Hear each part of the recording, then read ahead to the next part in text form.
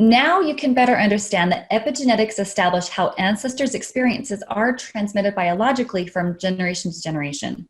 For instance, epigenetic inheritance is the concept that environmental influences such as smoking, diet, and stress can affect the genes of our children and even grandchildren.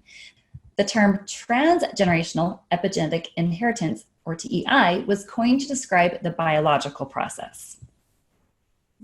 Epigenetics also provides a suitable explanation for the transmission of trauma, which asserts that the transmission of our ancestors' memories and life experiences that shaped their beliefs were passed to subsequent generations. Advances in the science of epigenetics and cognitive neuroscience has been able to provide a biological explanation for the transmission of trauma to a child via what is called transgenerational transmission of trauma, or TTT. Therefore, traumatic-related experiences and behaviors of relatives that preceded us can be passed epigenetically to their progeny.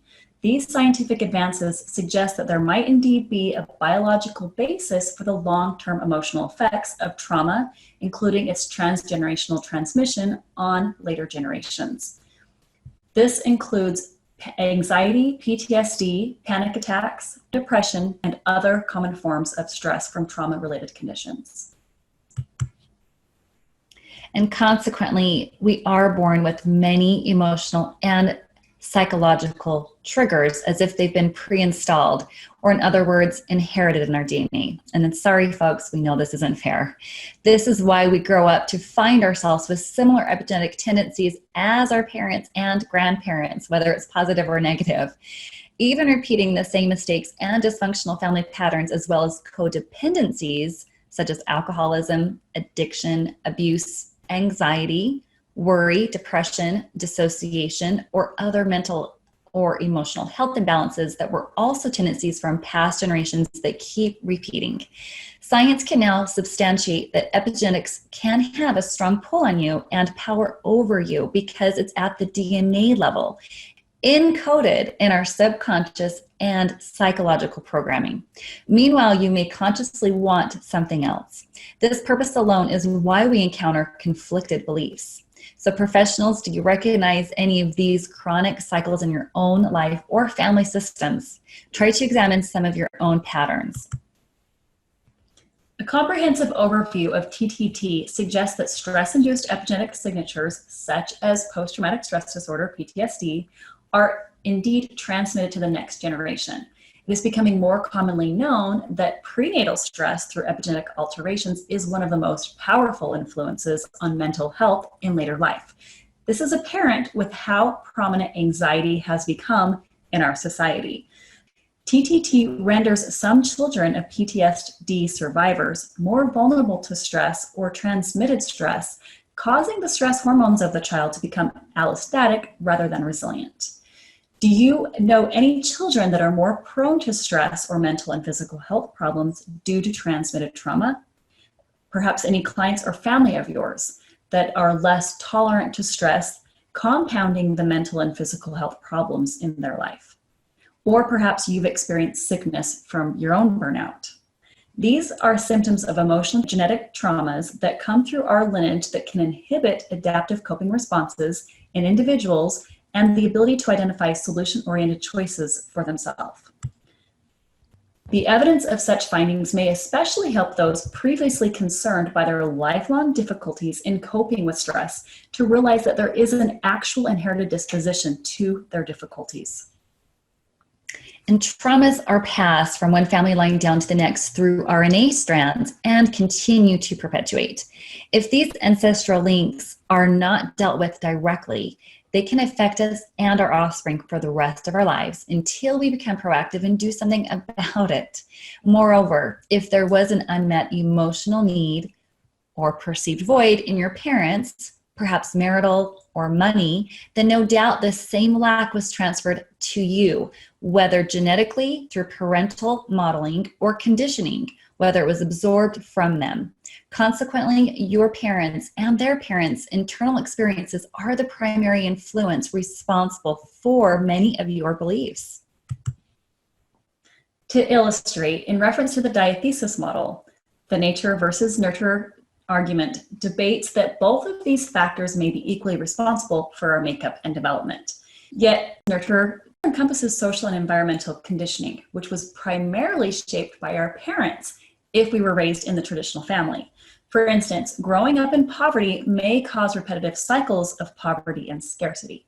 Consequently, our genetic propensities are both inherited and modeled in youth, increasing epigenetic propensities. Our inherited modes of thinking will reinforce our beliefs. The repetitive thoughts are a consequence of the rigid beliefs that we've inherited that we often want to replace.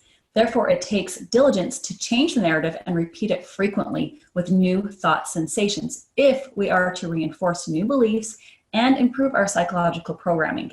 And for those of you who already do run a practice, you probably will see how absolutely important and critical it is to continue to repeat the positive dialogue and reinforce these new beliefs. Traumas are common to everyone, although to varying degrees of severity. Inherited beliefs, adverse childhood experiences, and other unresolved emotions present themselves in our lives as fears, negative thoughts, anxieties, limiting beliefs, self-sabotage, and unwanted behaviors. Consequently, our beliefs and inherited programming are either working for us or against us. So if beliefs are formed by the internal thoughts and emotions to our perceptual reality, then how do you suppose we form new beliefs?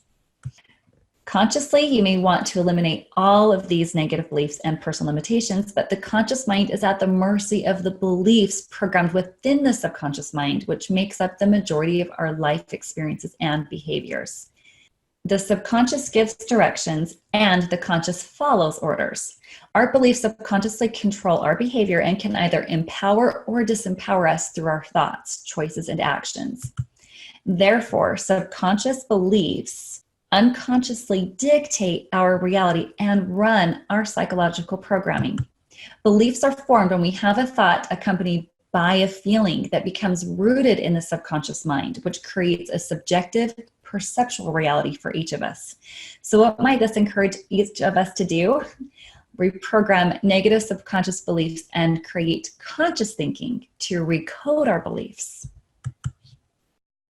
Your conscious mind is the active part of you that is alert, awake, assesses, calculates, and judges. Your subconscious mind, on the other hand, is where memories, emotions, and beliefs are stored and accounts for more than 90% of your greatest mind power. So, wouldn't we want to make the most of this internal mind power by stripping ourselves of negative beliefs and restructuring our mind with beliefs that work for us rather than against us?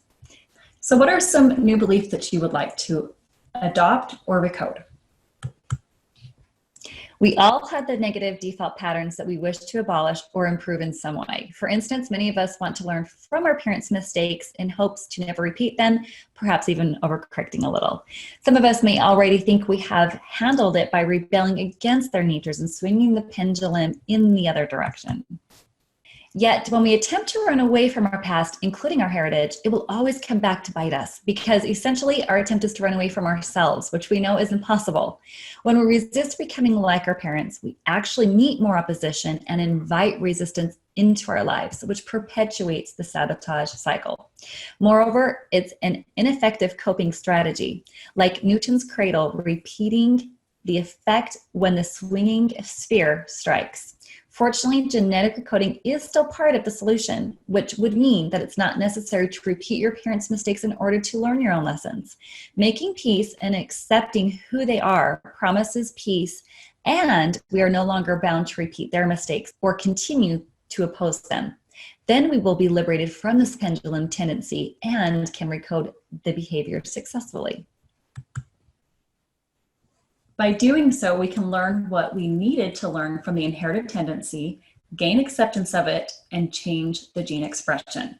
When we recode the genetic expression, we establish a healthy balance between becoming the best version of our parents rather than fearing becoming like them and resisting it, while additionally learning from their mistakes and making peace with it, thereby establishing self-acceptance of who we are in our true and authentic nature, making it possible to achieve lifelong success and happiness.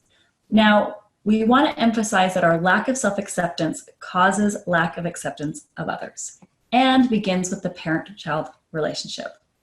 Do you know which epigenetic patterns and behaviors you wish to accept in order to overcome and recode? If not, maybe this will help. Our saboteurs are caused by our distorted programming from the stubborn belief and rigid paradigms, which are the ones that were most likely transferred genetically through our DNA that passed from one family line down to the next through these RNA strands, prolonging these stubborn and rigid mindsets until we break free from it. For instance, strong opinions or fanatic beliefs, arguing to be right, or not allowing others to help, or being open to receiving are all common examples. Fortunately, there are a variety of techniques that are designed to reprogram negative subconscious beliefs and facilitate perceptual reframing, with the intent of addressing intergenerational, the internal, and transgenerational, the transferred problems associated with TTT and TEI. We are sure to put a halt to the faulty programming. Yes, there's hope. Clinical experience has shown us that perceptions are static. Because our subconscious perceptions influence our reality, this means most realities are static. This becomes undesirable if the reality is less than ideal or dysfunctional in any way, right? For example, a ball player may approach the ball the same way every time, yet become stuck, reaching a performance plateau. At a conscious level, she or he may learn better techniques, but at a subconscious level, she or he is still bound by this dysfunctional perception that is held regarding the ball game, or of the ability to master it. The reality of the game performance remains static. And similarly, in the case of relationships, a person or even a client of yours may repeatedly attract someone with similar negative behavior, such as an individual who repeatedly ends up in an abusive relationship, even though on a conscious level, she or he knows better and makes positive changes. For some reason, she or he still continues to be drawn to the type of person that exhibits these behaviors and falls prey to them. I'm sure we've all been a little guilty of this to some extent. This is a result of static or inherited perception that perpetuates undesirable outcomes and has very little to do with the conscious desire for something better. The subconscious belief is stronger than the conscious desire because the subconscious is controlled by emotion and belief, not logic. As long as we continue to believe on a subconscious level that we cannot have better or do not deserve better, we will make unempowered decisions and unconsciously attract and repeat the same mistakes in our relationship choices or other patterns. Inherited beliefs and unresolved childhood traumas are stored in our unconscious and subconscious mind and will prevent any hope for lasting change while reinforcing similar cases of endless self-defeat, like an ongoing tug-of-war and power struggles. For instance, perhaps a parent passed away during youth and the child may feel guilty as if it were his or her fault, then later have romantic partners that repeat the same pattern by multiple partners who continually exit the relationship through life, and this individual may feel it is always his or her fault.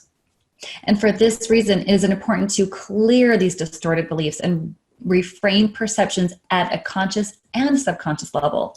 Fortunately, generational issues can be resolved, even if it was inherited from a person who is now deceased or from a biological parent you have never met.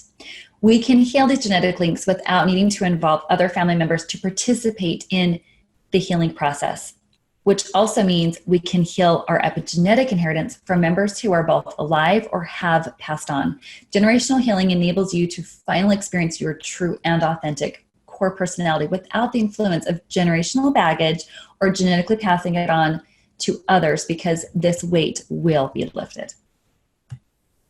After years of practice in healing work, we witnessed that one of the most vital yet often most neglected areas of healing by practitioners is addressing TEI and family systems with generational healing. Yet every clinician and healing professional knows that dysfunctional family systems are at the root of their clients' issues and wishes to treat and address the entire family, because pain travels through family lines until we are ready to heal it in ourselves. On this account, we have learned and developed some of the most critical and valuable healing techniques to combat and address this growing need. By healing, you no longer pass the poison chalice on to the generations that follow.